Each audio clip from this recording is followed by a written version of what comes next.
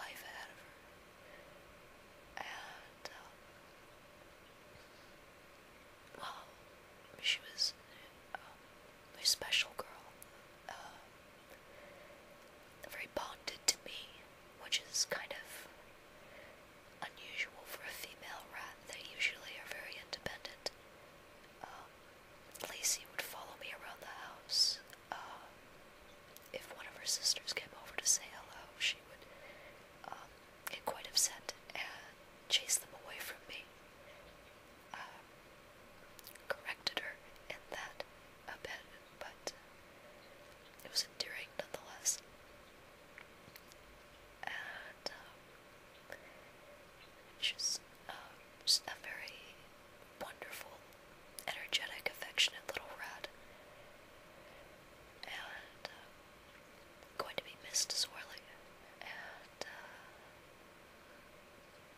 well, I couldn't really articulate it very well, which is why I decided to let John Dunn do the talking. He's better at that sort of thing than I am. So, that's why I was kind of choked up while I was reading the Dunn.